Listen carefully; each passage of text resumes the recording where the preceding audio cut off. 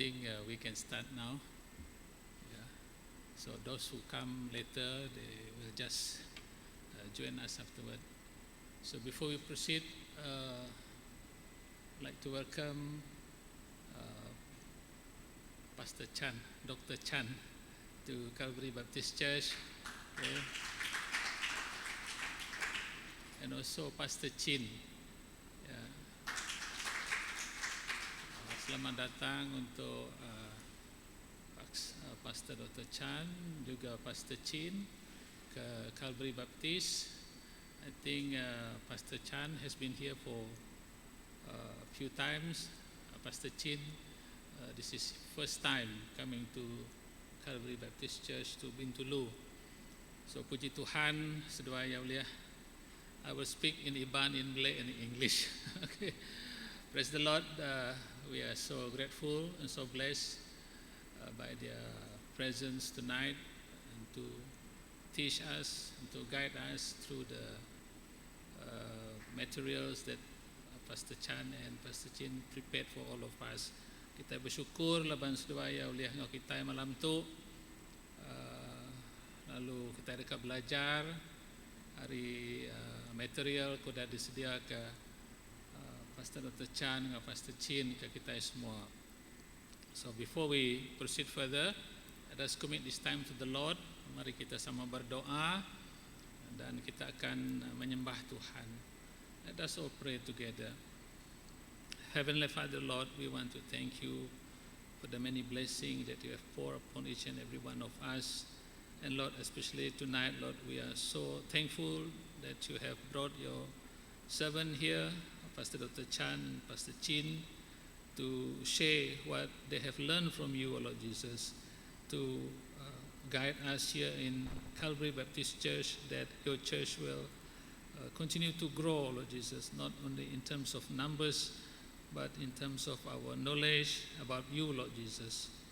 Apa yang kami bersyukur Tuhan, laban nuan udah mai hamba nuan Pastor Dr. Chan, Pastor Chin, ngagai kami Bintulu tu Tuhan, ngambil ke kami oleh belajar dari seduaya Tuhan, namo tai ke udah diajar ngagai seduaya Tuhan, ngambil ke raban anak nemiak nuan ba gereja Calvary Baptist, oleh mansang maju lagi Tuhan dalam pengharap kami apai. And Lord, we also remember our brothers and sisters, those who cannot make it tonight. Lord, we pray that you also continue to bless them.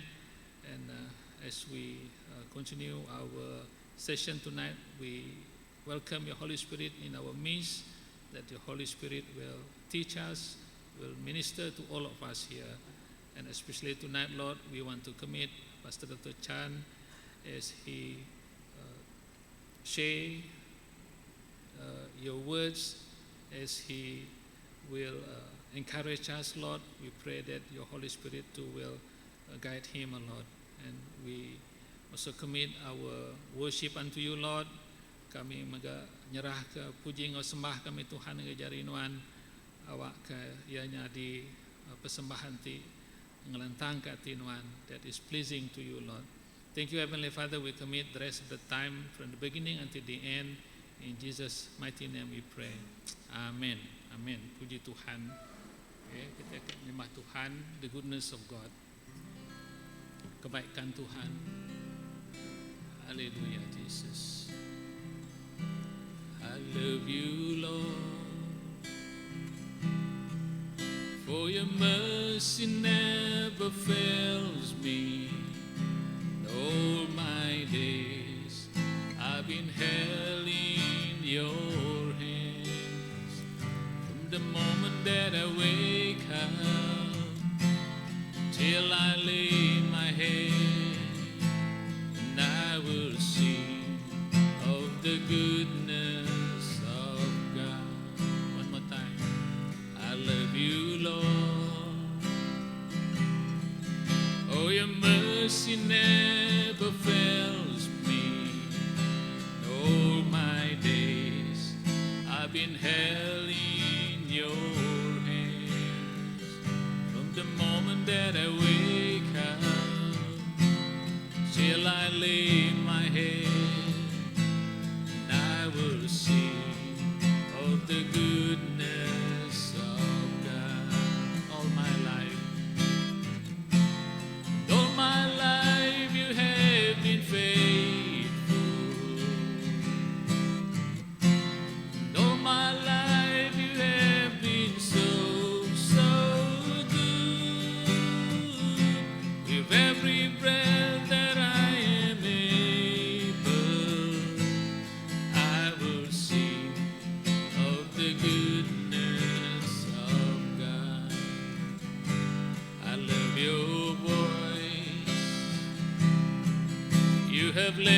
through the fire in darkest night. You were close like no other. I've known you as a father, and I've known you as a friend, and I've lived in the goodness of God all my life. And all my life you have been faithful. And all my life you have been so good. With every breath that I am able, and I will sing of the goodness of God. All my life, and all my life you have been faithful. And all my life you have been so good. With every breath that I am able, I will sing of the goodness of God. Your goodness is running now, it's running after me. Your goodness is running now, it's running after me. With my life laid down, I surrender now. I give you everything. Your goodness is running now, it's running after me all my life. And all my life you have been faithful.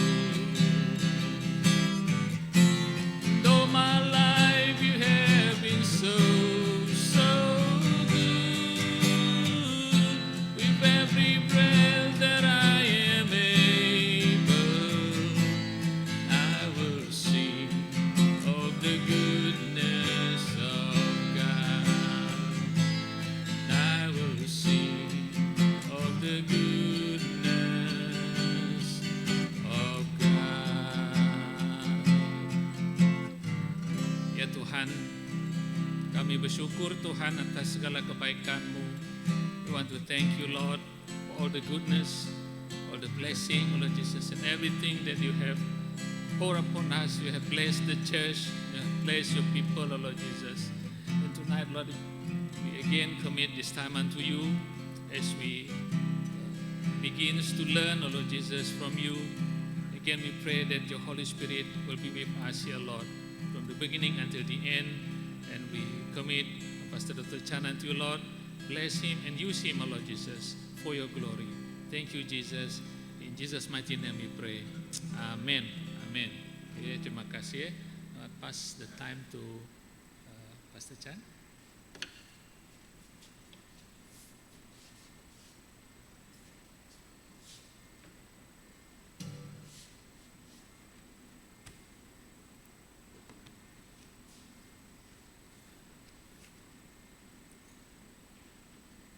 Translation. Saya cakap dalam English, you got to translate in DM. Pastor Chin tak payah translate, saya kena translate. Pastor Chin boleh cakap dalam bahasa Malaysia. Nah, you ambil ini lah, saya ambil ni.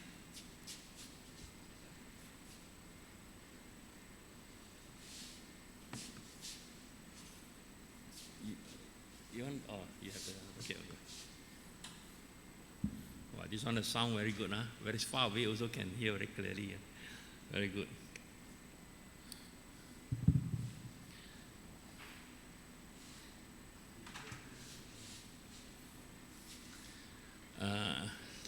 Selamat petang kepada semua kawan-kawan. Good evening to everyone. This might have been, I think, the third or fourth time I'm here. And I want to thank you for your invitation for me to be able to come and join you. Ini mungkin kali yang ketiga atau keempat saya hadir di sini, dan saya mengucap syukur di atas jemputan oleh para kepimpinan gereja. I rejoice with you that you have a big church. Saya amat bersyukur karena Anda semua memiliki sebuah gereja yang besar. Bintulu is a very special town that you have, I think, 8 churches, one stretch. Jadi Bandar Bintulu amat diberkati karena ada lebih kurang 8 gereja yang berada di tempat ini. I told Paul that maybe I should stay here because the last time I came many years ago, he said, next time you come, you can stay in one of the guest room.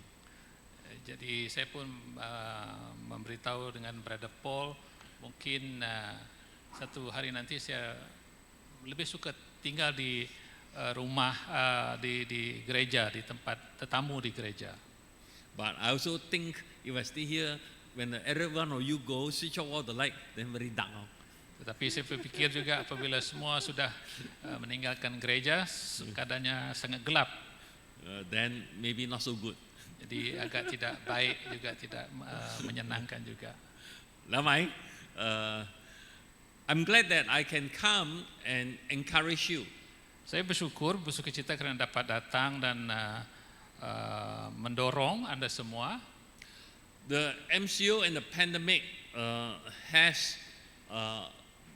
been a challenge and has been very difficult for many churches. Jadi MCO dan pandemik adalah satu cabaran dan memberi kesukaran kepada banyak gereja. Actually, just to correct before I continue is that I'm not here to teach you anything. Jadi datanya saya ke sini bukanlah saya untuk mengajar Anda semua. I'm here to share and perhaps to dialogue a little bit with you for the session that I have. Mungkin keadaannya akan lebih selesa apabila kita ada berdialog semasa sesi kita ini. So if afterwards some of you want to ask questions, you know, sometimes we are in this problem together. Jadi mungkin ada di antara kita semua yang ingin bertanyakan soalan, itu adalah satu perkara yang biasa. And so you may be facing some problem in the church or in your life that I may not understand, and so we can talk and discuss. Mungkin ada juga kita yang menghadapi persoalan-persoalan yang kita tidak dapat tangani, jadi kita juga boleh berbincang mengenai hal itu. And in that way, I think it'll be more helpful than just me sharing and you may agree, don't agree with what I say. Jadi dengan cara itu akan lebih menyenangkan karena Anda boleh bersetuju ataupun tidak bersetuju dengan apa yang saya kongsikan. Maybe in your ministry there's a challenge and you might have told pastor or you may have not, but it's okay. Tonight not many people, so we can discuss and talk. Mungkin di dalam pelayanan Anda ada menghadapi masalah dan tidak juga dikongsikan dengan pastor, tapi pada malam hari ini kita adalah terbuka untuk soalan-soalan itu. Even that through my sharing afterward, I'm going to tell you some problem and some issues that we also face. Nanti juga saya akan kongsikan apa masalah dan isu yang kita juga alami. If you share the same problem, then perhaps we can look at some solution together. Jadi jika sekiranya Anda berkongsikan hal-hal yang sama, mungkin kita akan dapat solusi dia nanti. At the end of the day, we want to do better and to be able to see how God can make a difference in our life. Pada akhirnya apa yang kita ingin lihat adalah kita semakin diperbaiki dan kita ingin juga melihat bagaimana Tuhan dapat memulihkan kita. Let's just pray. Mari kita sama berdoa. Lord, we want to thank you for your love. Bapa, kami bersyukur untuk kasih setiamu. We pray that you open our heart tonight to what you have to say. Bapa, kami berdoa agar dibukakan hati kami untuk mendengar apa yang kau ingin sampaikan. Help us to understand your will. Bantulah kami Tuhan untuk mengenali Engkau, so that we can honor you with our life. supaya kami dapat memuliakan Engkau dengan kehidupan kami. We pray for this church. Kami berdoa untuk gereja ini. we pray for the leaders. Kami berdoa untuk para pemimpin. We pray that you will ignite, light up the fire in their heart. Kami berdoa Tuhan agar dibangkitkan api kegerakan yang baru di dalam hati setiap pemimpin. Lord, cheer them, encourage them. Bapa, biarlah Engkau Tuhan akan membangkitkan mereka dan membangunkan setiap mereka. Thank you, in Jesus' name we pray. Terima kasih, di dalam nama Tuhan Yesus kami berdoa. Amen. Amin. Now, I want to start tonight's session by just looking at the title, In God's Strength. Jadi saya akan memulakan perbincangan ataupun sesi kita pada malam hari ini dengan apa yang ada itu di dalam kekuatan Tuhan. And in Philippians 4:13, I can do all things in Christ. Di dalam Filipi 4:13 firman Tuhan mengatakan saya mampu melakukan semua perkara di dalam Kristus. Now, this is a very common Bible verse that we often use to encourage our members. Ini adalah firman Tuhan yang biasa kita gunakan untuk kita membangkitkan jemaat Tuhan. English word, all right. I think your Bible also same. All things, semua perkara, is a very big word. Jadi kalau kita melihat dalam perkataannya, semua perkara itu adalah satu hal yang sangat besar. How can we do all things? Bagaimana kita mampu melakukan segala sesuatu? But the understanding is to tell us anything. Tetapi apa yang kita faham, firman Tuhan ini mengatakan kita mampu untuk melakukan semua perkara. Now let's point out for example, what does God want us to do? Sebagai contohnya, apakah yang Tuhan ingin kita lakukan? Maybe you can think about God want us to love one another. Mungkin Tuhan maukan kita saling mengasihi antara satu sama lain. This looks simple if you have very lovely people who love you. Ini seperti sangat senang apabila kita ada orang yang mengasihi, menyayangi kita. But not everyone is lovely. Tetapi bukan semua orang mengasihi kita. Some people are very garangan. Ada juga yang sangat garang. And some people, you say the right thing, they hear the wrong thing, they get angry with you. Sering juga kita melihat sesuatu yang betul, tetapi bagi mereka itu adalah tidak betul dan akan timbul kemarahan. And very often, after a while as a Christian and even as a leader, you find very tired to love people. Nah, kalau kita lihat menjadi orang Kristen dan menjadi seorang pemimpin, kadang-kadang kita merasakan amat keletihan. This is basically what God wants us to do, correct? Tetapi inilah yang Tuhan ingin kita lakukan, betul? If we don't love people, then we are not honoring God. Kalau kita tidak mengasihi sesama, kita tidak memuliakan Tuhan. Because the Bible tells us that He who is in Him, that means if God is in us, then love should abound in us. Jadi kalau seperti yang difirmankan Tuhan, kalau kasih Tuhan itu ada di dalam kita, maka kehidupan kita akan penuh dengan kasih. And so it makes some Christians feel that maybe God is not in me because I find so difficult to love. Mungkin ada orang Kristen yang menyatakan karena kasih Tuhan tidak ada di dalam diri mereka, mereka tidak mampu untuk mengasihi orang lain. Tonight, I don't know if anyone of you as leaders, as members, as God's children, you really find a struggle to love people.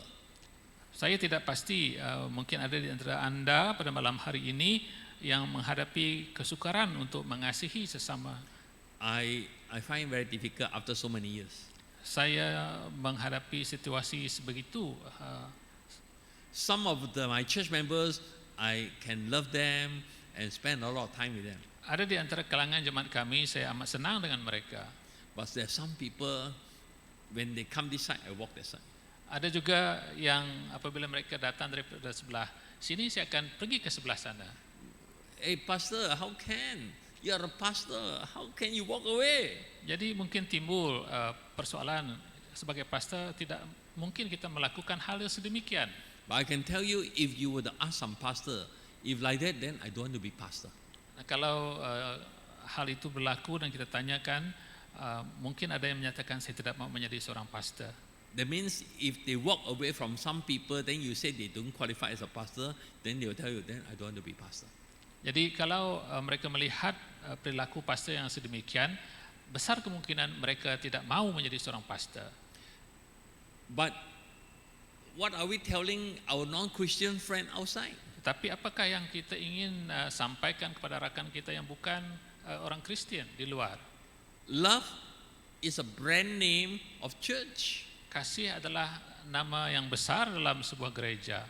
But we find so hard to love. Tetapi kita menghadapi kesukaran untuk mengasihi. And of course, there are many pastors who love member because the member give very good tithes and they give very fat checks.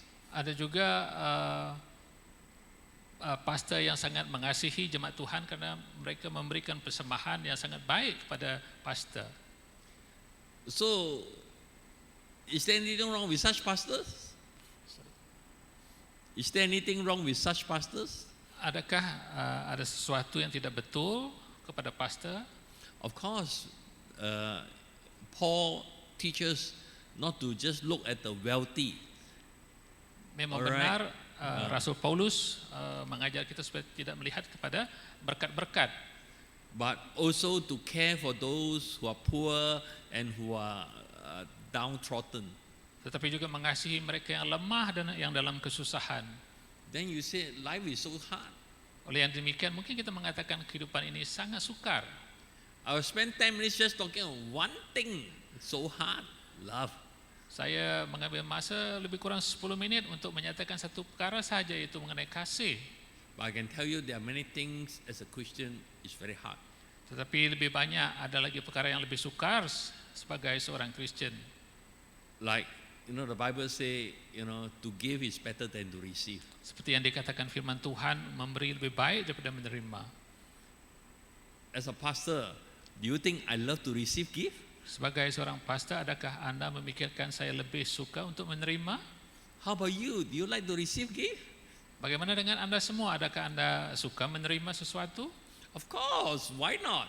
Memang itu yang kita inginkan. Does it mean that if you receive gift means you're wrong? Tetapi adakah bila kita mendapat persembahan, adakah itu satu hal yang salah? Of course, the meaning of to give is better than to receive doesn't mean we cannot receive gift. Bukanlah maksudnya apabila dinyatakan memberi itu lebih baik daripada menerima, bukanlah bermaksud kita tidak boleh menerima. But it means that we need to adopt an attitude of being generous to others. Tetapi apa yang lebih baik adalah kita mengadaptasikan perilaku yang mengasihi dan memberkati orang lain. That comes with the basic question, if the member say, I don't have much to offer.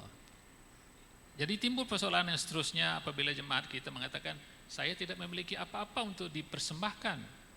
I've just raised up two issues that's simple, very straightforward, but very difficult. Saya hanya menyatakan dua perkara yang sangat simple, straightforward, tetapi amat sukar untuk dimengerti. No wonder many Christians are not happy. Itu mungkin di antara sebab ramai orang Kristen yang tidak ada sukacita. Worse still, if you are leaders, you are more unhappy.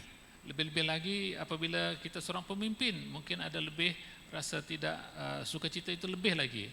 Because you cannot go and tell people, as a leader I don't love, as a pastor I don't love, as a pastor I don't give, as a leader I don't want to give.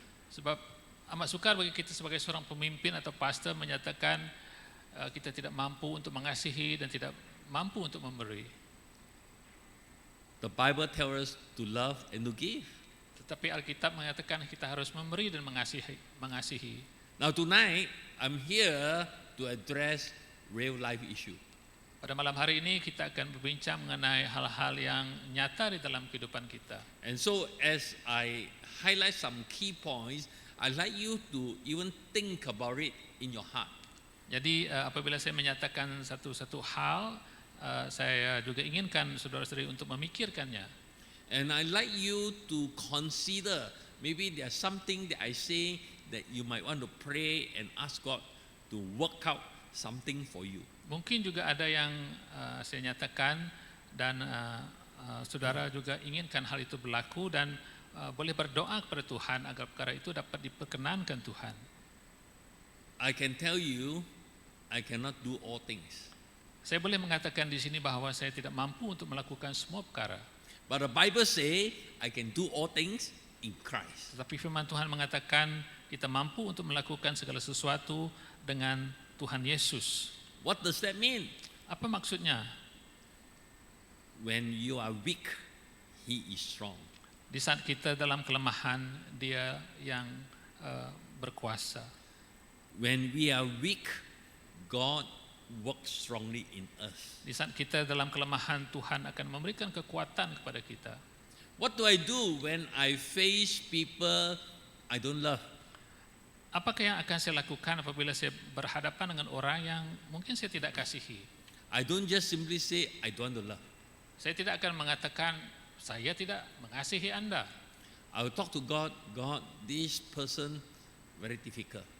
Tapi saya akan berkata kepada Tuhan, Tuhan, saudara ini sangat susah sekali untuk dikendalikan. Lord, I'm sorry, I don't know how to love him. Saya menyatakan, Tuhan, ampunilah saya tidak tahu bagaimana mengasihi dia. Lord, help me. Tuhan, tolonglah saya. Now this is the meaning of I can do all things in Christ. Inilah maksudnya yang dikatakan saya mampu melakukan semua perkara di dalam Kristus. It is when we can't do. Di saat kita tidak mampu. This is when we allow God to step in to give us the strength to do it. Inilah saatnya kita memanggil Tuhan agar Tuhan memberi kekuatan kepada kita. There was one time I asked God, this person is attacking me, criticizing me. What do you want me to do? Ada satu ketika saya berkata kepada Tuhan, orang ini seringkali mencabar saya. Jadi saya bertanya kepada Tuhan, apakah yang boleh saya lakukan? Not only I don't know how to love him, I don't know what to do. Bukan hanya saya tidak mengasihi dia, tetapi saya memang tidak mahu. So God speak to my heart. Jadi Tuhan berbicara dengan saya di dalam hati saya. First thing, when people attack you, keep your mouth shut. Karena pertama, apabila ada yang menentang Anda, yang harus Anda lakukan adalah berdiam diri. When I keep my mouth shut, that means I don't go and tell other people, neither do I say anything about that person. Maksudnya saya tidak akan berbicara dengan orang-orang lain berkaitan dengan orang itu.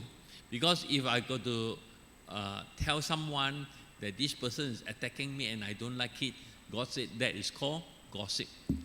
Apabila saya mengatakan sesuatu mengenai seseorang yang saya tidak suka itu kepada orang lain, maka Tuhan akan mengatakan kepada saya itu adalah satu gosip. So you know the Bible, God said don't gossip. Tahukah kita semua bahwa firman Tuhan mengatakan kita jangan berkata-kata hal yang tidak benar? God is not pleased when we gossip. Tuhan amat tidak senang apabila kita melakukan hal itu. If God is not pleased, that means He won't answer our prayer. Jika Tuhan tidak berkenan, maka Tuhan tidak akan menjawab doa kita. He won't listen to our prayer. Malah dia tidak akan mendengar doa kita. So I ask God, so how? Jadi saya bertanya kepada Tuhan, bagaimana? Inside, I'm very upset, Di dalam hati saya amat sedih. but I cannot tell someone Tapi saya tidak boleh untuk berkongsikan dengan orang lain. because you have tell anyone, then you say I gossip, then you don't like. Dan di saat kita ingin berkongsikan hal itu dengan orang lain, maka itu adalah satu gosip dan kita tidak suka akan perkara itu. Then God say, tell me, Lord. Dan Tuhan berkata, nyatakan kepada saya. If you tell me, then that is called prayer. Kalau Anda menyatakan kepada saya, maka itulah yang dikatakan doa. And that is where you read in Philippians chapter 4, verse 5 and 6, they say that, all right, if there's any unpleasantness in your heart, leave it up to God. Di dalam Filipin 4, firman Tuhan mengatakan jika sekiranya kita ada tentangan-tentangan di dalam hati kita, maka nyatakanlah itu kepada Tuhan. And verse 7 say, I will give you peace that surpasses human understanding. Dan ayat yang ketujuh menyatakan, saya akan memberikan kamu damai sukacita yang melewati akal fikiran manusia. We find strength in God Kita memiliki kekuatan di dalam Tuhan. when we face challenges to give money. Sorry. When we face challenges to give money. Apabila kita menghadapi tantangan untuk memberi dari segi keuangan, What I ask is, apa yang ingin saya nyatakan di sini ialah the willingness to give or the struggle to give is in our heart. keinginan kita untuk memberi ataupun tidak memberi semuanya ada di dalam hati kita. So I ask God, change my heart. Jadi saya berseru kepada Tuhan, ubahlah hatiku. God can change our heart. Tuhan boleh mengubah hati kita. And when God change our heart, then it is not a matter you have money or don't have money. The attitude is to want to give to honor God. Jadi apa yang berlaku ialah apabila Tuhan berbicara kepada kita soal untuk memberi ataupun tidak memberi, itu adalah Tuhan yang akan menentukan apa yang akan kita lakukan. We give to honor Him. Kita memberi untuk memuliakan Tuhan. Very often we refuse to give because we think we don't have enough money. Sering kita tidak memberi karena kita pikirkan kita tidak berkecukupan di dalam keuangan kita. But you will realize that many people have money, but they also don't want to give.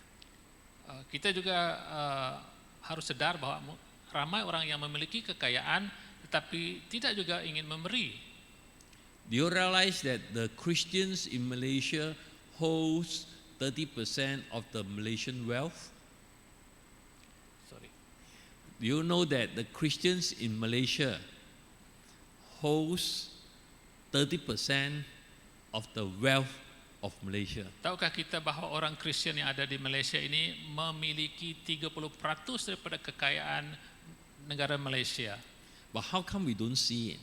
Tapi bagaimana kita tidak dapat melihat hal-hal ini? That's when, in one time when we pray, the Lord minister to our heart, because the money is in the pocket of these Christians. Jadi, satu saat semasa kami berdoa, Tuhan menyatakan bahawa keuangan mereka itu ada di dalam simpanan orang Kristian. They don't want to take out what God have given to them so that they can give away. Mereka tidak ingin mengeluarkan ataupun memberi apa yang sudah Tuhan berikan kepada mereka. Why are they not giving? Kenapa mereka tidak rela memberi? It is just in the heart.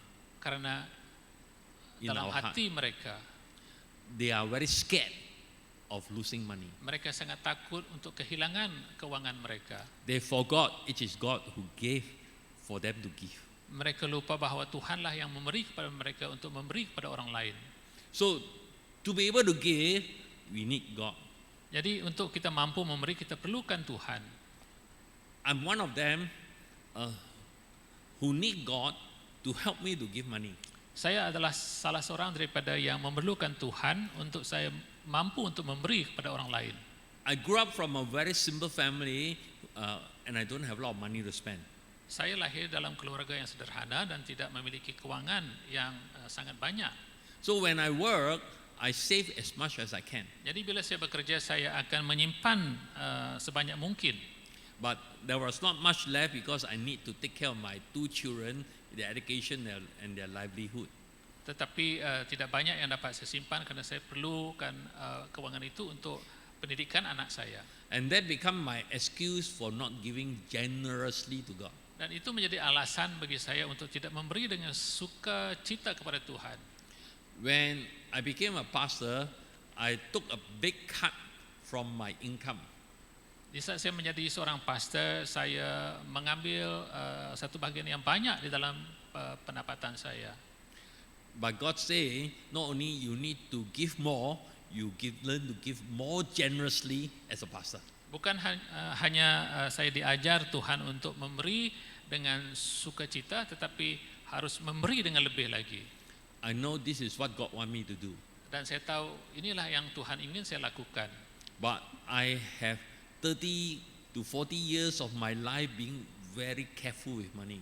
Tetapi saya di dalam usia 30 dan hingga 40 tahun saya amat berhati-hati dalam pengurusan keuangan saya. And so I need God to teach me to let go. Dan saya memerlukan Tuhan untuk mengajar saya dalam hal ini. And I praise God, over the last 15 years, I have learned to give more and more, not with how much I have. Dan saya bersyukur kepada Tuhan beberapa waktu yang lampau saya mampu untuk memberi kepada Tuhan.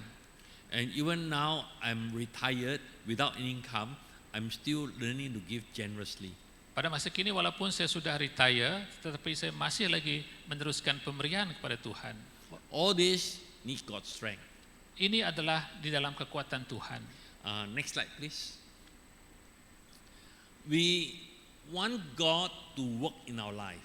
Kita inginkan Tuhan untuk berkarya di dalam kehidupan kita.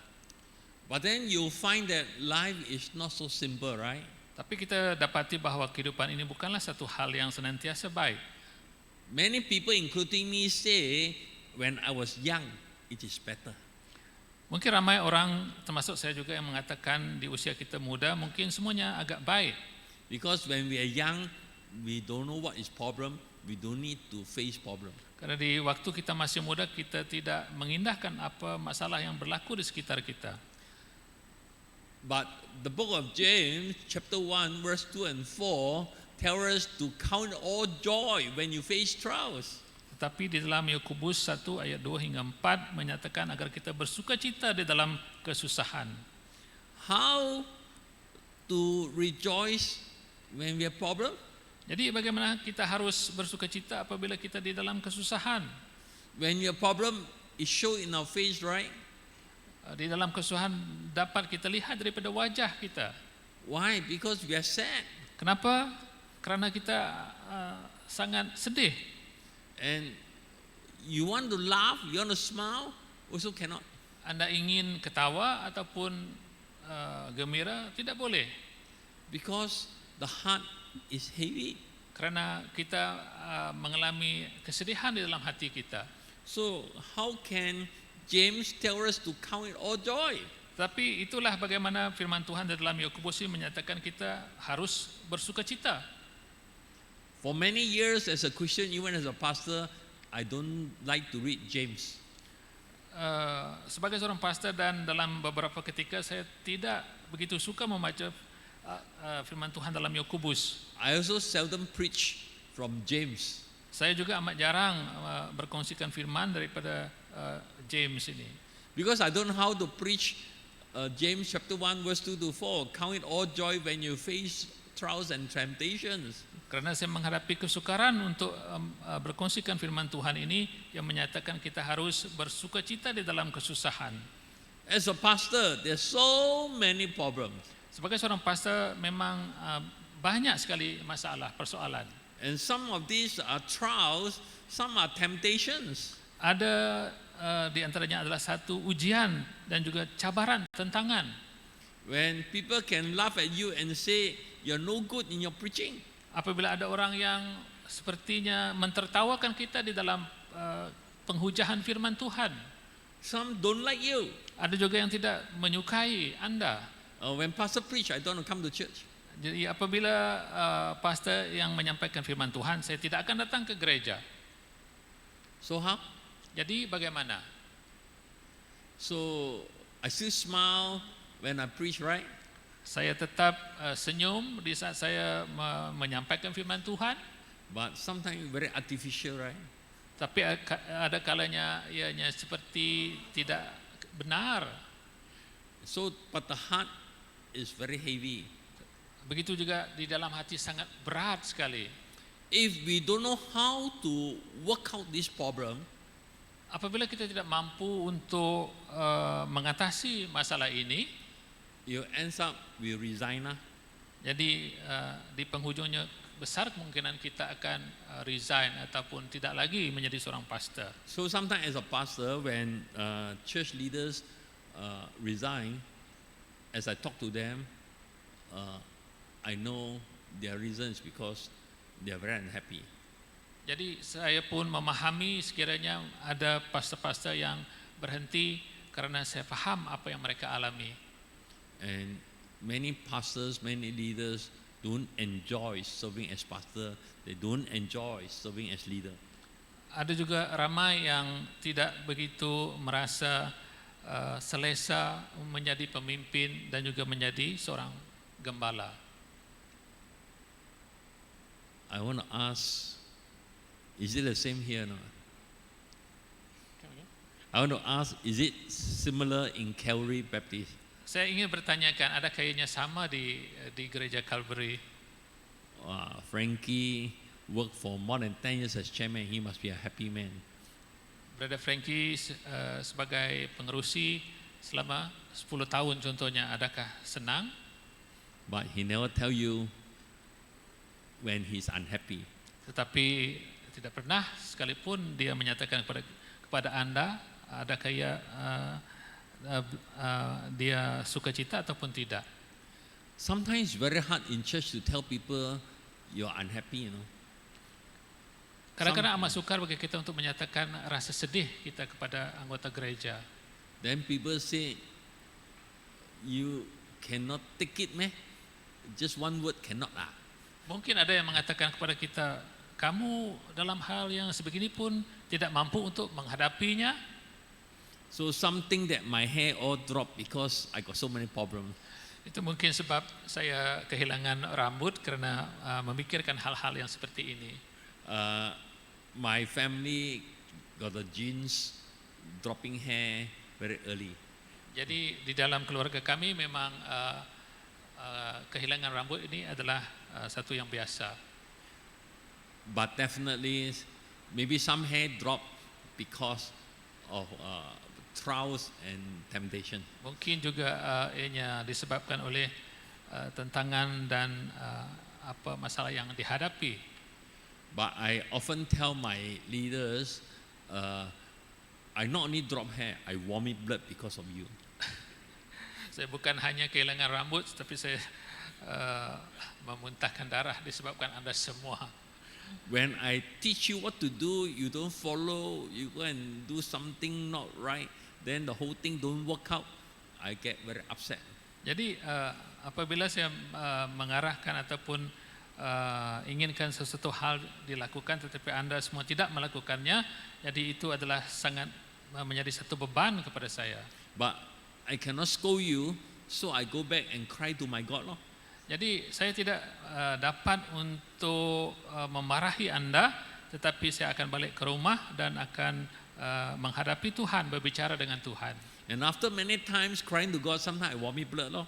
Jadi selepas beberapa ketika saya berbicara dengan Tuhan, jadi itu yang menyebabkan saya merasa sakit. Sometimes it's very difficult, right? Kadang-kadang ianya adalah satu hal yang sangat berat. Not only just in church, but in your workplace, in your family also, right? Bukan hanya di gereja, bahkan di tempat bekerja ataupun di rumah. Sometimes our children don't obey us. Kadang-kadang anak-anak kita mereka tidak patuh kepada kita. And they say that you are very old-fashioned, so you don't understand. Dan sering mereka mengatakan kita adalah orang yang lama dan tidak memahami situasi mereka. Now do you see many holding their handphone, and even during service they poke at the handphone?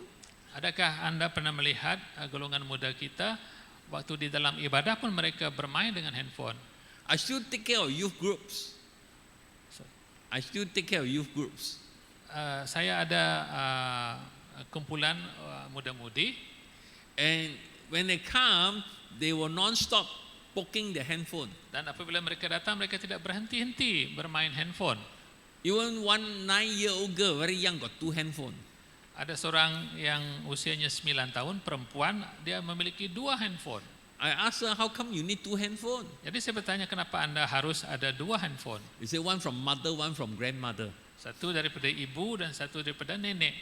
And so she bring like 2 parang together, hand, left hand, right hand. Jadi dia membawa 2 handphone ini kiri kanan. So sometimes people don't want to listen. Seringkali orang tidak ingin mendengar. Now I'm not talking about trials like Russia bombing Ukraine. Saya bukan berbicara sepertinya Rusia yang menyerang Ukraine. Now those are big war. Everybody see, everybody talk, and everybody try to do something about it. Itu adalah satu peperangan yang besar dan diketahui umum. But I'm talking about sometimes there is a small infighting inside your heart. Tetapi apa yang saya ingin nyatakan di sini adalah seringkali ada hal-hal kecil yang bangkit dalam hati kita. Especially when it comes to obey God or don't obey God. Seperti adakah kita harus wajib mematuhi Tuhan ataupun tidak. Sometimes obeying God means, you will struggle, but disobey God, nobody knows. Seringkali apabila kita ingin taat kepada Tuhan, ini merupakan satu pergumulan. Tetapi di saat kita tidak melakukan hal-hal yang Tuhan ingin kita lakukan, itu adalah satu perkara biasa. We always say nobody know, Seringkali kita mengatakan tidak ada orang yang tahu, but God knows. tetapi Tuhan tahu. But if God knows, then it's not okay. Tetapi jika Tuhan mengetahui, itu bukanlah satu hal yang baik. Because even in the book of James, I believe it's chapter 4, they say that if it is something that is right and you don't do, that is sin.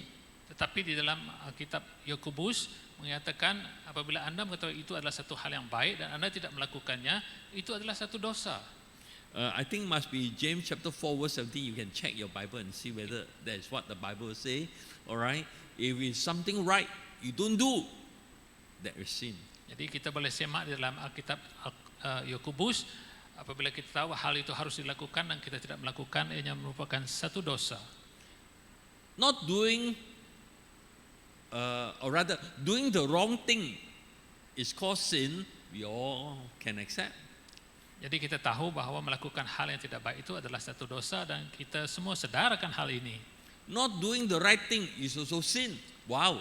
Bukan melakukan hal yang baik juga adalah satu dosa. What am I not doing the right thing? What do you mean by not doing the right thing? Jadi apakah maksudnya melakukan hal-hal yang tidak baik? When you see someone discouraged, you're supposed to say something to encourage a person, and you say, "Ayah, lau mai." You don't say that is sin.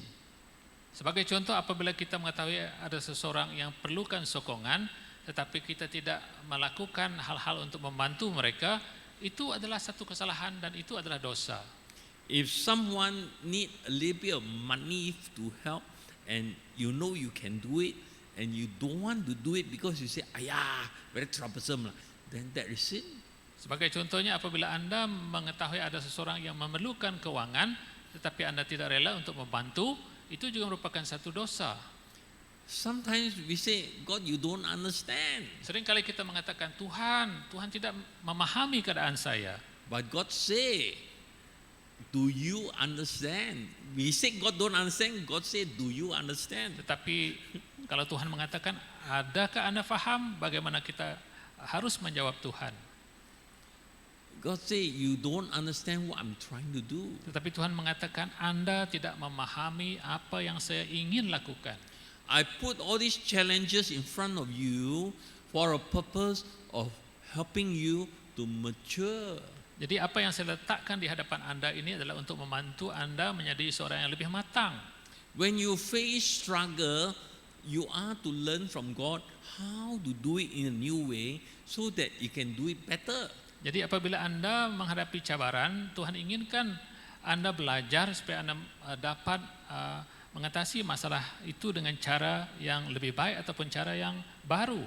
Now, like for example, the church is facing a problem that many of the members after MCO is not coming back. Sebagai contohnya, ramai di antara anggota gereja yang tidak datang ke gereja selepas MCO. One church told me they got about 70 members, but now only 30 people are back in church. Ada satu gereja yang anggotanya 70 orang, sekarang hanya ada 30 orang sahaja. So the pastor went around calling a member, come back, but they don't come back. Jadi pastor mereka pun memanggil jemaat-jemaat untuk mereka kembali, tetapi tidak juga kembali. So how? Jadi bagaimana? After the pandemic, Selepas pandemik, This is a new normal. Ini adalah satu perkara yang baru. What is the problem? Jadi apa masalahnya? The problem is people don't come back. Masalahnya adalah jemaat tidak ingin kembali ke gereja. So the pastor now got a problem. Jadi gembala menghadapi kesukaran. What should he do? Jadi apa yang harus dia lakukan? Does he stand on the pulpit and tell the member, see, so few people because the people don't come back? How? Jadi apabila dia berada di mimbar, dia akan menyatakan, coba lihat begitu ramai yang tidak datang ke gereja. Jadi bagaimana? That doesn't mean the pastor is not responsible to work out for the church. Jadi itu bukan maksudnya gembala itu tidak seharusnya bekerja keras untuk mengembalikan jemaat Tuhan. That's why we need to use the word the new normal. Itu sebabnya kita menggunakan istilah new normal. The pastor should stop chasing those members who don't come back. The pastor should stop chasing the members who don't come back. Jadi seorang gembala tidak harus berhenti ya memanggil jemaat yang tidak datang ke gereja. I'm not saying we don't want the member. Bukanlah saya juga mengatakan kita tidak inginkan jemaat. But the church should now work out a new ways to bring in new people to the church. Tetapi gereja harus melakukan hal-hal yang baru untuk membawa jemaat-jemaat baru datang ke gereja. Don't just wait for the old members to come back. Jangan hanya tunggu jemaat yang lama untuk datang kembali ke gereja. Now, when we are facing trials, what should we do? Apabila kita menghadapi cabaran, apa yang harus kita lakukan? We ask God for a new way. Jadi kita akan datang kepada Tuhan untuk mencari jalan yang baru. Like for instance, I don't know about Pintulu, but in Ipoh, many of the youth always go for tuition. Saya tidak pasti di Bintulu, tetapi kalau di Ipoh begitu ramai anak-anak muda yang pergi ke tuition. And so when you have youth meeting, the youth cannot come because tuition. Jadi apabila ada persekutuan muda-mudi, mereka tidak dapat hadir kerana ada tuition. Then I ask the Christian parent, how come your youth is not coming for youth meeting? Jadi saya bertanya kepada ibu bapa mereka, kenapa muda-mudi tidak datang ke persekutuan muda-mudi? Then the parents said tuition, no? Jadi ibu bapa mereka mengatakan mereka ada tuition. So I asked God, so how? Jadi saya bertanya kepada Tuhan, bagaimana? Then God speak to my heart and say, call your youth meeting tuition, no? Call your youth meeting tuition. Jadi Tuhan memberitahukan, jadikanlah persekutuan muda-mudi itu tuition. So when you call the parent, tell them, send them to Calvary Tuition Center. Jadi kita harus sepertinya menyuruh ibu bapa mereka untuk datang ke pusat tuition Calvary. Now what does Calvary Tuition Center do? Jadi apa yang pusat tuition Calvary lakukan?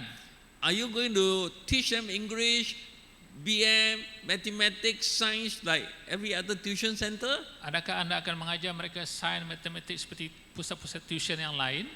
Outside you need to pay 200 ringgit, here free. Di luar mereka harus membayar seperti 400 ringgit, tetapi di sini secara percuma. Then maybe a parent said, Calvary Tuition Center no good, free means no good. Mungkin ada juga ibu bapa yang mengatakan karena ianya tidak memerlukan bayaran, ianya tidak baik, tidak bagus. So what to do? Jadi apa yang harus kita lakukan? Free also no good. Yang percuma juga mereka tidak ingin datang. Change the tuition center to life skill tuition. Jadi kita harus menukar pusat tuition itu kepada dari segi kehidupan, dari segi skill mereka. What does the youth? What do I do with the youth that come for my tuition? Jadi apa yang saya lakukan untuk muda-mudi yang datang ke pusat tuition saya? I teach them, don't get angry. Saya mengajar mereka jangan marah. I teach them, say thank you to mommy, daddy. Saya mengajar mereka untuk berterima kasih kepada ibu bapa mereka. I teach them that life, you must have dreams. Saya juga mengajar mereka bahwa kehidupan kita harus ada impian. What do you want? How do you want to work out your dream in your life? Bagaimana Anda ingin mencapai impian Anda di dalam kehidupan Anda? And so, honestly, I don't think there will be any other tuition center that teach such topics. Saya mungkin keterlaluan jika saya mengatakan tidak ada tuition yang lain yang akan mengajar hal-hal yang sedemikian. I teach you to clean their room. Saya mengajar muda-mudi untuk membersihkan bilik mereka. I am going to organize a cleaning session in church to teach the youth to mop floor. Saya juga akan mengajar mereka muda-mudi ini untuk datang ke gereja, untuk membersihkan gereja, untuk mop gereja. Then they go home, they learn to mop the floor in their house and surprise their mother. Jadi apabila mereka balik ke rumah, mereka melakukan yang sama dan hal ini sangat mengejutkan ibu bapa mereka. We need to do something new. Kita harus melakukan hal-hal yang baru. We would never do this if not because now we are facing the trials that Christian parents don't want to send their children to youth meeting because of tuition. Jadi We are now facing the trial kita menghadapi cabaran sebegini because parents don't want to send, Christian parents don't want to send the children for youth meeting. karena ibu bapa orang Kristen tidak ingin menghantar anak mereka kepada persekutuan muda-mudi. They want to send their children for tuition. Mereka ingin menghantar anak mereka ke pusat tuition. So we become a tuition center. Jadi kita menjadi pusat tuition lah. But we teach them about life. Tetapi kita mengajar mereka arti kehidupan. And I've seen the change in them. Dan saya dapat melihat ada perubahan di dalam mereka. They now stop playing with their handphone when they come for the tuition in church. Jadi saya mulai melihat mereka tidak akan bermain dengan handphone apabila mereka datang ke gereja untuk tuition. From 2 phones, now they don't bring phones. Daripada 2 handphone, sekarang mereka tidak membawa handphone. And there was one time I took them out to another church to sing songs. The leader collect all their handphones before the start of the service. Jadi satu ketika saya pergi ke sebuah gereja untuk penyembahan dan pemimpin di sana mengambil semua handphone muda-mudi. And there was no complaint. The phone was given back to them 2 hours later after the service. Walaupun demikian mereka tidak komplain dan handphone itu dikembalikan kepada mereka setelah selesai sesi itu. We must do new things. Kita harus melakukan hal-hal yang baru. And the reason why we are doing new things is because there are trials and there are temptations. Kenapa kita harus melakukan ini? Karena ada cabaran-cabaran yang kita hadapi. I want to encourage you to allow God to work out new plans for your ministry and even for your work, for your family. Saya mendorong Anda semua agar membiarkan Tuhan untuk membantu kita di dalam ministry kita ataupun dalam pelayanan-pelayanan kita. Then when you see God's hand guiding us, you will rejoice. Dan apabila kita melihat bahwa tangan Tuhan yang menolong kita, maka kita akan ingin melakukan hal-hal yang lebih besar lagi. Amen? Amin. Boleh? Next slide please. Now I want to really encourage you that there are great things that God can work in our life. Saya ingin mendorong kita semua di sini bahwa Tuhan ingin melakukan hal-hal yang lebih besar di dalam kehidupan kita. We are very affected in this world. Kita sangat-sangat terkesan dengan hal-hal yang terjadi di seluruh dunia. What kind of job do we encourage our children to look for? Apakah jenis pekerjaan yang kita inginkan anak-anak kita untuk perolehi? Usually we ask them to look for the job that pay them well. Sering kita mendorong mereka untuk mencari pekerjaan yang boleh mendatangkan gaji yang besar. What does our children look for in their life? Apakah yang anak-anak kita ingin lihat di dalam kehidupan mereka? They want to live life very relaxed and not very busy and plenty of money to spend. Mereka inginkan kehidupan yang sangat selesa, tidak banyak masalah, dan memiliki uang yang banyak untuk mereka belanjakan. They don't struggle in life. Mereka tidak inginkan ada satu struggle di dalam kehidupan mereka. Philippians 4:12. Filipian 4:12. Pastor, can you read the BM version? Sorry, Tell us how to be contented in life. Filipian 4:12 menyatakan bagaimana kita harus bersyukur di dalam kehidupan kita.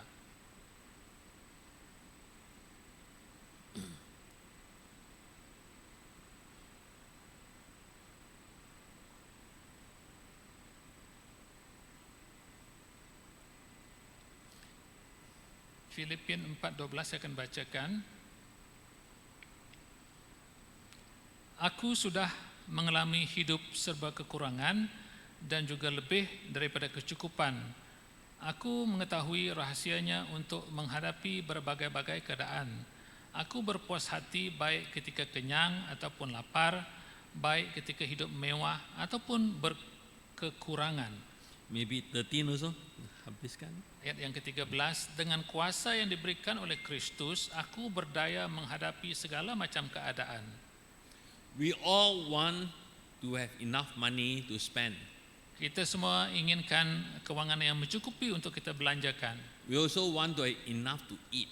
Kita juga inginkan makanan yang cukup untuk kita semua. We also want to have enough aircon, good furniture, good bed to sleep on. Kita juga inginkan kemewahan dan keselesaan untuk kita nikmati. And we also want to have good time to go for holiday and do what we want. Dan kita juga inginkan waktu-waktu yang baik untuk kita pergi melancong dan lakukan hal-hal yang kita ingin lakukan. I have some church member who have been traveling, visiting places until nowhere to go. Saya ada jemaat yang sudah pergi ke hampir semua tempat sehingga tidak ada tempat lain lagi yang tidak pernah mereka pergi kunjungi. So now they go to Alaska. Sekarang mereka pergi ke Kutub Utara. Then they say they will go Sahara Desert. Dan akan pergi ke Gurun Sahara. Then they say they may go to Amazon. Amazon. Mereka juga akan pergi ke hutan Amazon. They are getting into extreme. Mereka melakukan hal-hal yang di luar batas fikiran manusia. They are looking for something that can have a kick in their life. Sedap hati macam itu. Ingin melakukan hal-hal yang menyenangkan mereka. What is life? Jadi apa artinya kehidupan? Do we need to have a lot and taste a lot, see a lot, have a lot? Adakah kita inginkan semuanya banyak yang kita lihat, yang kita pakai, yang kita perolehi? Adakah itu maksudnya kehidupan? Many people cannot accept, including Christian, accept what Paul say in Philippians 4:12. Begitu ramai orang-orang Kristen, umat Tuhan yang tidak dapat, yang tidak senang dengan apa yang Rasul Paulus katakan dalam firman Tuhan tadi. And so they will pretend not to read Philippians 4:12. Jadi mereka berpura-pura untuk tidak membaca Filipian 4 ini. So that their heart will not feel burdened by what God is talking to them about. Supaya mereka tidak merasa terbeban dengan apa yang Tuhan ingin nyatakan lewat firman itu. I was telling this group of members who is looking for all the extra adventure that there is more in life than visiting all this excitement. Jadi saya ada juga bertemu dengan kumpulan yang ingin melakukan hal-hal yang ekstrim di dalam kehidupan mereka. I say, have you think about planting church? Jadi saya bertanya kepada mereka, pernahkah Anda memikirkan untuk membangun gereja?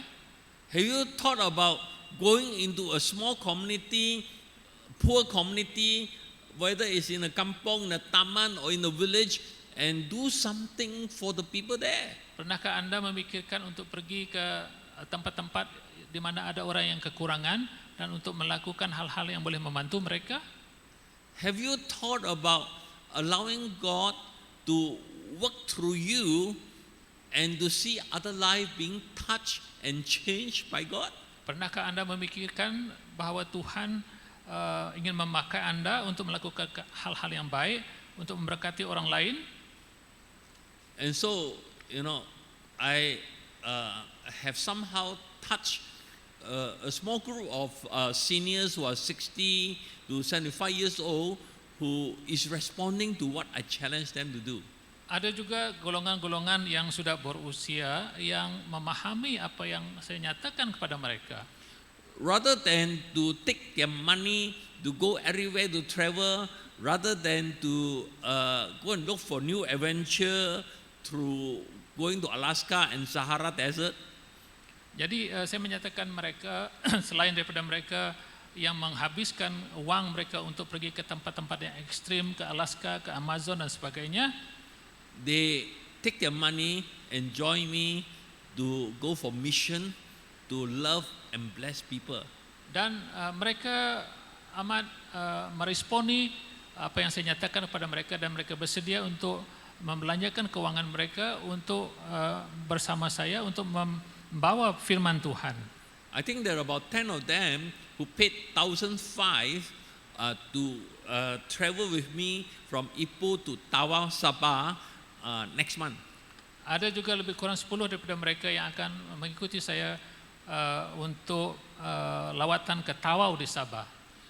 This group of seniors, the plan is to go to Tawau and meet up many of the seniors there and to tell them, come on, rise up for God. Jadi mereka ini adalah golongan-golongan yang sudah dewasa. Mereka akan bertemu dengan rakan-rakan mereka yang seusia di Tawau dan untuk menggerakkan mereka untuk melayani Tuhan. They pay 1,500 their own money for the whole trip. Jadi mereka membelanjakan Rp1.500 untuk perjalanan ini. No sponsorship, everything they pay. Tidak ada yang sponsor, mereka menggunakan uang mereka sendiri. 1,500 compared to go to Alaska, 15,000, I think it's very cheap. Jika dibandingkan dengan keuangan Rp15.000 yang harus dibelanjakan di Alaska, Rp1.500 itu bukanlah satu jumlah yang sangat besar. You go to Alaska, you may see melting snow or melting ice. Jika ke Kutub Utara, apa yang mungkin mereka lihat adalah bungkah ais yang cair. You go to Tawau, you will see God melting hearts. Tetapi jika pergi ke Tawau akan dapat melihat bagaimana Tuhan dimenangkan hati orang-orang yang berada di Tawau. There are many people whose heart is cold like ice. Begitu ramai orang yang memiliki hati yang sangat tidak meresponi, sangat sejuk. They think that, they don't want to do anything, they don't want to serve in any way, leave me alone. Mungkin ada mereka mengatakan mereka tidak ingin melakukan apa-apa dan mereka ingin dibiarkan begitu sahaja. But when they see how God touched the life of others, we pray that will start to make fire burn in their heart. Tapi apabila mereka melihat kuasa Tuhan bekerja di dalam orang lain, maka itu akan mengubah dan akan membuka hati mereka untuk melakukan hal-hal yang berkenan di mata Tuhan. We need to allow God to help us to look for the right challenges in life. Kita harus datang kepada Tuhan agar Tuhan menyatakan apakah cabaran-cabaran yang berkenan di mata Tuhan untuk kita lakukan. Instead of chasing after the word called chasing after rainbow. Seperti yang dikatakan, kita hanya mengejar bayangan sahaja. There are many people chasing rainbow. Begitu ramai orang yang mengejar sesuatu yang tidak mungkin mereka dapat lakukan. They cannot touch it. Mereka tidak dapat memegang. Chasing rainbow means you chasing after something you can never be satisfied with. Maksudnya mereka itu hanya membuang masa sahaja untuk melakukan hal-hal yang tidak mendatangkan kebaikan kepada mereka. Do something that bear fruits in your life. Lakukanlah hal-hal yang akan menghasilkan buah di dalam kehidupan Anda. And the Lord promised us that if we use our life to honor Him, He will reward us. Dan Tuhan mengatakan bahwa jika kita menggunakan kehidupan kita untuk melakukan hal yang berkenan kepadanya, maka Tuhan akan memberkati, memberikan upahan kepada kita. And this reward will touch our children, our grandchildren, to the third, fourth, and 1,000 generation. Dan apa yang telah kita terima ini akan memberkati keturunan kita, yang keturunan yang keempat, ketujuh, bahkan keturunan yang akan datang. I want to tell you, this is exciting. Saya ingin berkongsikan hal yang sangat menarik ini. This requires a change of our heart. Ini memerlukan ada satu perubahan di dalam hati kita. From one that chase after something exciting in the world to something exciting in God's kingdom. Daripada mengejar hal yang menarik di muka bumi ini kepada hal yang menarik di dalam Tuhan. God can do great things through us. Tuhan mampu untuk melakukan hal-hal yang luar biasa di dalam kehidupan kita. Are you willing to allow God to Adakah change your heart and change your life? adakah Anda bersedia untuk membiarkan Tuhan melakukan hal-hal yang besar di dalam hati dan pikiran Anda, kehidupan Anda? I hope you'll take this message along with you to touch the hearts of those of your members who is in your team. Saya berharap apa yang saya kongsikan pada malam hari ini dapat dikongsikan untuk dikongsikan dengan ahli-ahli yang lain. Next slide please, I'll be finishing very soon. Now, we want to see victory in what we do.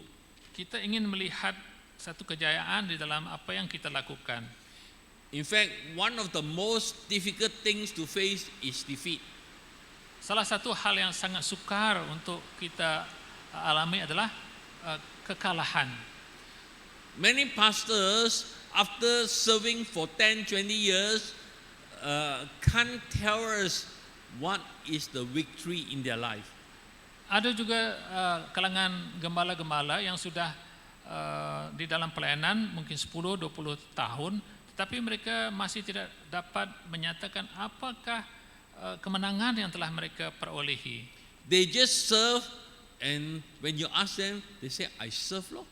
Jadi apabila kita bertanya, Anda melayan, jadi mereka hanya mengatakan, iya, saya dalam pelayanan. I want to tell you, you know why they cannot tell you of victory? Adakah Anda memahami kenapa mereka ini tidak dapat memperoleh kejayaan? It's because they never experience victory. Sebabnya adalah kerana mereka tidak pernah mengalami kejayaan. Many Christians just serve without experiencing victory. Begitu ramai orang-orang yang melayani tetapi tidak pernah menikmati kejayaan. I want to tell you, brothers and sisters, we must claim victory in what we do. Saudara-saudariku di dalam Tuhan, kita mesti klaim kemenangan di dalam apa sekalipun hal yang kita lakukan. You may not be very strong and very special, Mungkin Anda bukan seorang yang spesial atau seorang yang begitu kuat, but my God is strong and He is special. tetapi Tuhan kita adalah Tuhan yang kuat dan Tuhan yang begitu luar biasa. So don't look at your weakness. Jadi jangan pandang kepada kelemahan kita. What can I do? Apa yang dapat saya lakukan? Of course, you and I cannot do much. Memang kita semua tidak dapat melakukan begitu banyak hal. But when we offer ourselves to God, Tetapi apabila kita menawarkan diri kepada Tuhan, God can do great things through you. Tuhan mampu melakukan hal-hal yang besar di dalam kehidupan Anda. This is what God would want to do. Inilah apa yang Tuhan ingin lakukan, Anda lakukan. God want to use us to transform Malaysia. Tuhan ingin menggunakan kita untuk mentransformasikan Malaysia. I think Sarawak basically is not so politicking, is it? Right? Mungkin negeri Sarawak tidak begitu berpolitik, but West Malaysia very politicking. tetapi di Semenanjung keadaannya adalah tidak sama. GE15 coming, right? Pilihan raya yang ke-15 akan datang. The West Malaysian are saying who to vote. Jadi rakan kita di Semenanjung menyatakan siapa yang akan kita pilih. The present government seems corrupted, Kerajaan yang ada adalah kerajaan yang korupsi, but the opposition also weak. tetapi pembangkang juga adalah amat lemah. Where can my help come from? Dari mana pertolongan saya dapat saya perolehi? So we pray and ask God, with the election coming, how? Jadi kita datang kepada Tuhan dan bertanya kepada Tuhan, pilihan raya akan datang, apa yang harus kita lakukan? Kami lakukan. The Lord speak to our heart and say, the nation will not do well with any prime minister.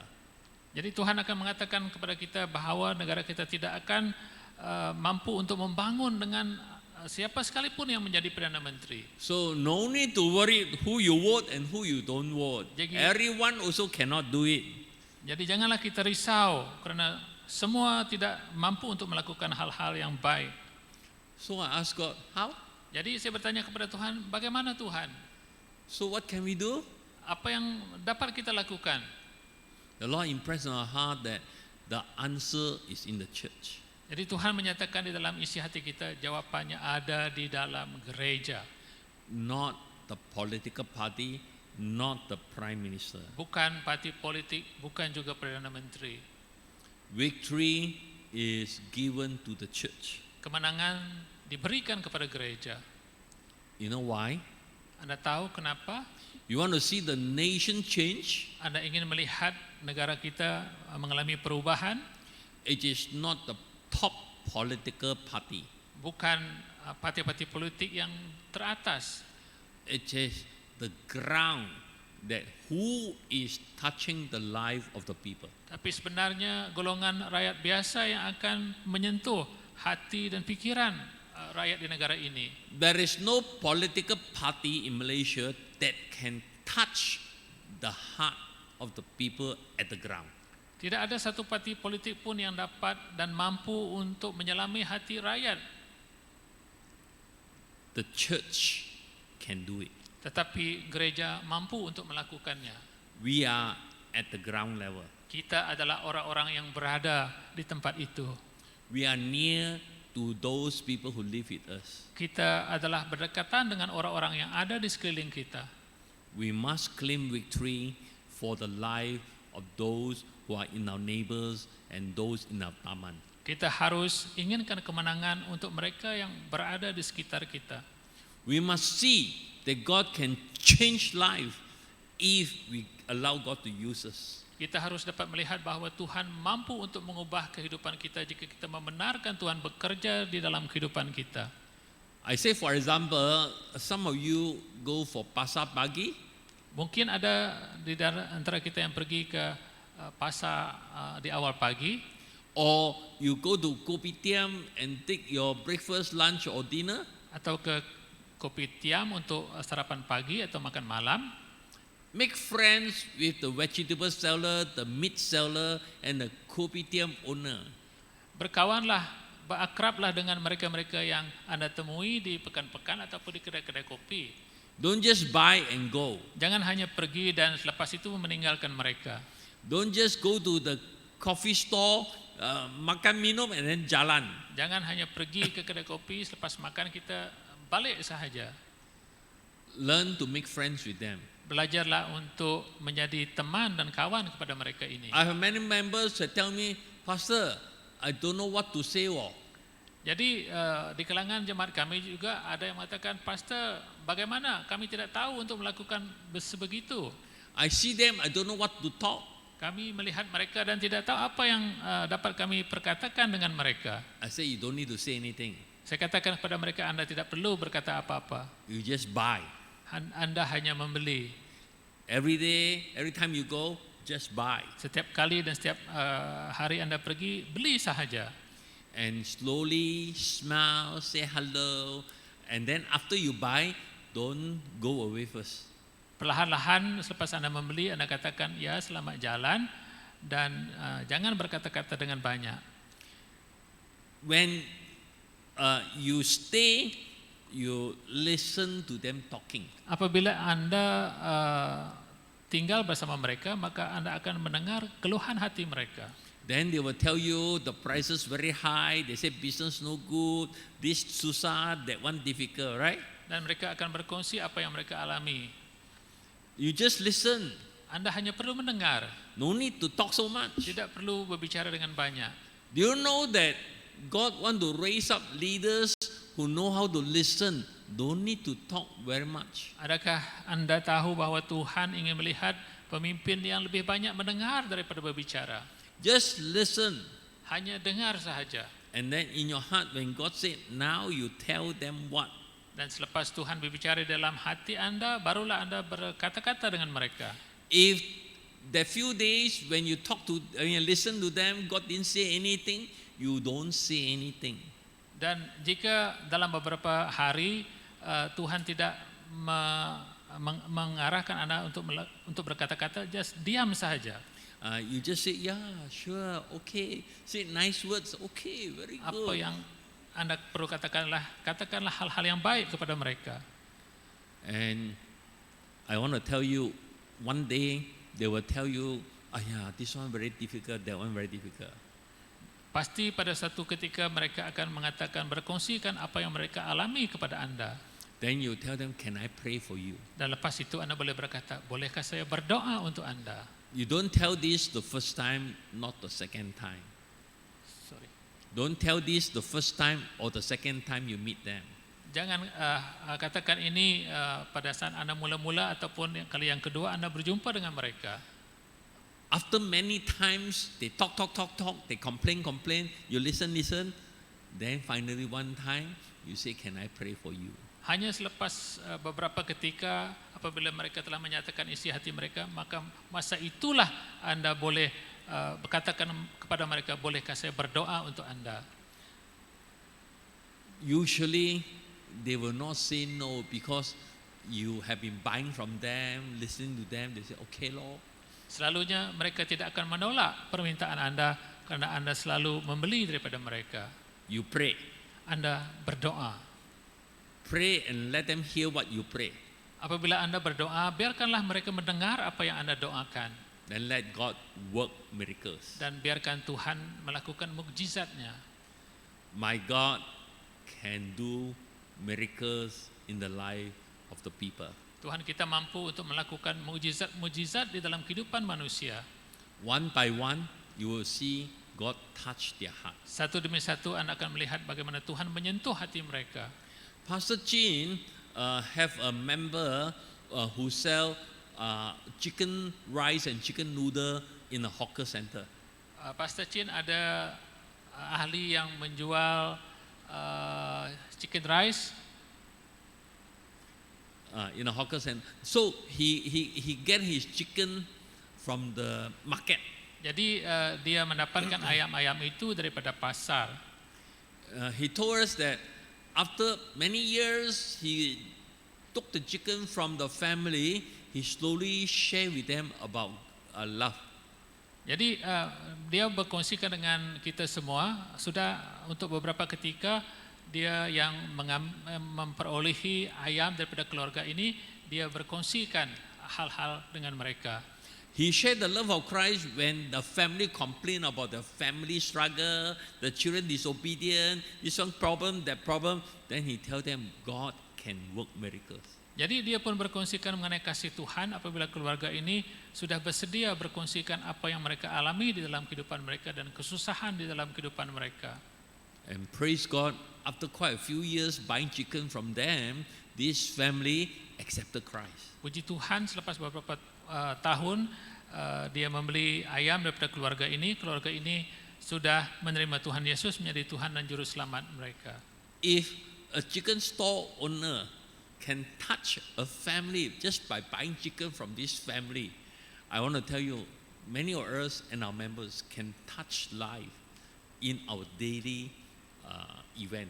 Jadi kalau kita melihat kepada contoh yang telah dinyatakan tadi, hal yang sedemikian juga boleh berlaku di dalam keluarga kita untuk kita memberkati orang lain.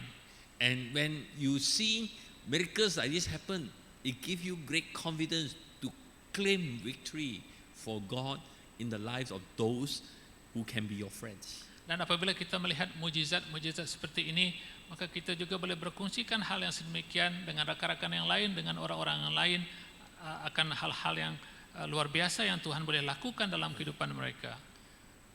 The Bible reminds us that it is He who gives us victory. Firman Tuhan mengatakan kepada kita bahwa Dialah yang memberi kemenangan kepada kita semua. So on our own, very hard. Jadi dengan keupayaan kita sangat-sangat sukar dilakukan. When we allow God to use us to touch the people's life, then you can see miracles and victory. Jadi apabila kita membiarkan Tuhan melakukan hal-hal di dalam kehidupan kita, maka kita akan melihat mujizat dan hal-hal yang luar biasa terjadi. So if the church will to go to the ground and touch the lives of the people we touch, we can change the nation. Jadi apabila kita melihat jemaat-jemaat Tuhan pergi ke untuk dengan orang ramai, maka kita akan dapat melihat hal-hal yang besar dan akan berlaku perubahan yang besar di dalam masyarakat, bahkan di negara kita.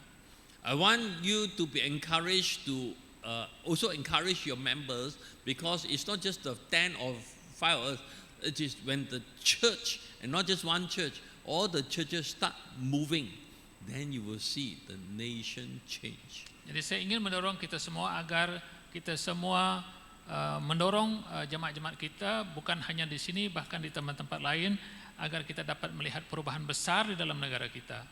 We are praying for victory. Kita berdoa untuk kemenangan. Let us close with the last slide by encouraging you that in God there is miracles. Kita percaya bahwa di dalam Tuhan ada mujizat-mujizat yang akan berlaku. If when you now face what you need to do in front of you, Mungkin kita memikirkan apa yang akan kita lakukan ke hadapan. sometimes we are very scared. Seringkali kita merasa begitu ketakutan. I want to close here by encouraging to read 2 Corinthians chapter 12 verse 9. Saya akan berhenti di sini dan saya akan membaca 2 Korintius 12 ayat yang ke-9.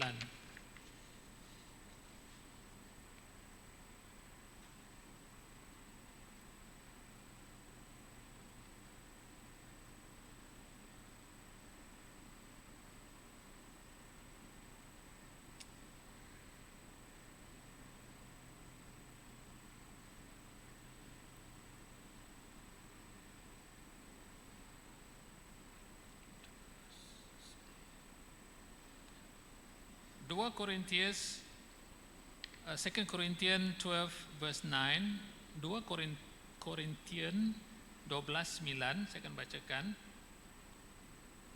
Tetapi Tuhan menjawab, "Aku mengasihi kamu dan hal itu sudah cukup bagimu, karena kuasaku nyata sekali pada masa kamu lemah. Oleh itu aku lebih suka membanggakan kelemahanku, supaya merasakan kuasa Kristus yang melindungi aku." We are weak, but God is strong. Kita adalah lemah, tetapi Tuhan adalah kuat. Every time we lack the power to do what God wants, Seringkali kita tidak memiliki kekuatan untuk melakukan hal-hal yang Tuhan ingin kita lakukan. His grace is sufficient for us. Tapi kasih karunia Tuhan itu mencukupi bagi kita semua. What's the meaning of that? His grace is sufficient for us? Apa maksudnya ini? It means that when you are weak, you don't have to give up, because God will comfort you. Maksudnya di saat kita dalam kelemahan, kita tidak perlu merasa khawatir, karena Tuhan yang akan memberi kekuatan kepada kita. What you need to do is to recognize that you are weak. Apa yang harus kita lakukan ialah kita harus menyadari akan kelemahan kita sendiri. Many of my member is very fast to tell me, Pastor, I don't know how to do. Jadi sering kali seperti jemaat kita juga mereka mengatakan, Pastor, kami tidak dapat melakukan hal ini. Pastor, I'm very scared. Dan mereka juga mengatakan mereka takut. You go to the market and talk to the vegetable seller, you very scared. Apakah Anda bila Anda pergi ke pasar borong bicara dengan mereka di sana, adakah merasa takut? I didn't tell you to say anything, ma. Saya tidak mengatakan Anda harus mengatakan sesuatu kepada mereka. You just buy vegetable and smile and say hello, will do lo. Hanya pergi membeli sayuran dengan mereka, senyum dan kata halo kepada mereka. Then after a while, a few more days later, you stand there longer, don't go immediately and try to listen and see whether that vegetable seller want to tell you anything or not. Nah, untuk hari-hari yang kedepan Anda hanya perlu berdiri di tempat itu dan mungkin Anda akan mendengar keluhan hati mereka yang ada di tempat itu. You wait until one day the vegetable seller tell you story lo. Anda mungkin boleh juga duduk di tempat itu sehingga satu hari sehingga mereka yang di situ akan berkongsikan dengan Anda. There is a time you slowly wait for the right time to say, can I pray for you? Memang akan ada satu ketika di mana kita boleh mengatakan, bolehkah saya berdoa untuk Anda? We need God's grace to take us through waiting for the vegetable seller to tell us her story. Kita perlukan kasih dan anugerah Tuhan untuk kita mampu mendengar apa yang akan dikongsikan mereka dengan kita. After 1 month, after 2 months, you say, "Ayah, nothing happening. I don't want to do already, Lord." Mungkin selepas 1 bulan ataupun 2 bulan tidak ada hal-hal yang berlaku. Mungkin ada di antara kita yang mengatakan, oh tidak ada apa-apa hal yang dapat saya lakukan. You need God's grace to help you to keep doing, keep waiting, keep buying, keep waiting. Kita memerlukan kasih karunia Tuhan untuk kita terus melakukan hal yang sedemikian sehingga Tuhan akan melakukan hal yang besar di dalam kehidupan kita. And God can do great things through you and me. Dan Tuhan mampu untuk melakukan hal-hal yang besar untuk Anda dan saya. Because this is His plan. Sebab itulah rencana Tuhan. His plan is to allow God's people to touch life in our life. Rencana Tuhan adalah untuk memampukan kita sebagai anak-anak Tuhan untuk kita melakukan hal-hal yang boleh mengubah kehidupan orang lain. I want to close here by encouraging you. You can touch your members' life. Saya akan berhenti di sini dan saya ingin menyatakan bahawa Anda semua boleh menyentuh ataupun boleh menyentuh hati jemaat-jemaat di gereja ini. Take a few of them and begin to do something like what we say tonight, and you will see miracles, and the miracles will inspire others to follow. Jemputlah mereka dan melakukan hal-hal yang seperti yang telah kita kongsikan pada malam hari ini, dan kita akan melihat hal-hal yang luar biasa terjadi di dalam kehidupan mereka bahkan di gereja. I've seen God work miracles in many people's life. Saya pernah melihat bagaimana Tuhan melakukan hal-hal yang besar di dalam kehidupan ramai orang. Many of these people tell me, I'm very scared and I don't know what to do. Ada di antara mereka yang mengatakan saya sangat takut dan tidak tahu apa yang akan saya lakukan. But God can show you what to do. Tetapi Tuhan dapat melakukan hal-hal yang Anda tidak pernah terfikirkan. And God can give you strength. Dan Tuhan mampu untuk memberi kekuatan kepada Anda. And so tonight I want to close by encouraging you. Allow God to be your God. Dan pada malam hari ini saya akan berhenti di sini dan mendorong Anda mengatakan bahwa biarkanlah Tuhan melakukan hal-hal yang besar di dalam kehidupan Anda. May He raise you up to be the fire for your team members. Biarkanlah Tuhan akan membangkitkan Anda sebagai api yang akan membangkitkan kelompok-kelompok Anda. Amen. Amin. Let us pray. Mari kita sama berdoa. Father, we commit ourselves to you. Bapa, kami menyerahkan semua kami di tangan-Mu. We need you to show us the way. Kami memerlukan Engkau Tuhan untuk memberikan kami jalan. We are weak, Kami lemah, but you are strong. tapi Engkau adalah Tuhan yang perkasa. Use us to touch life. Pakailah kami Tuhan untuk menyentuh hati orang lain. Guide us to encourage our team members to join us. Pimpinlah kami Tuhan untuk mendorong rakan-rakan kami agar mereka dapat bersama dengan kami. We pray that you will bless this church. Kami berdoa agar Tuhan Engkau berkati gereja ini. Raise up the church to Bang- honor your call. Bangkitkan gereja ini untuk menyahut panggilan-Mu. Thank you. Terima kasih. We pray all this in Jesus' name. Dan di dalam nama Tuhan Yesus kami semua sudah berdoa. Amen. Thank Amen. you. God bless you. Terima kasih.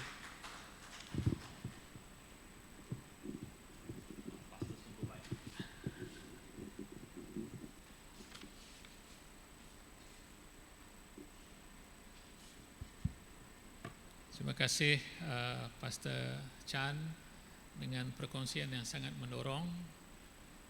I believe we are all blessed by what he shared tonight. We have a lot of homework to do, but we believe like what Pastor Chan mentioned just now, we are weak but our God is strong, and with the strength that we receive from God, we will be able to overcome all the problems that we are facing in the church, as an individual and also in the family. So kita berterima kasih kepada Pastor Chan tu dah mai jaku Tuhan ti amat menolong kita. Jadi jangan takut, kita memiliki Allah yang perkasa, Allah yang hebat, Allah yang luar biasa. Jadi nama teke patut dikerja kita menyerahkan, we just surrender our life to Him, and we will see great and mighty things happening in our life. Amen.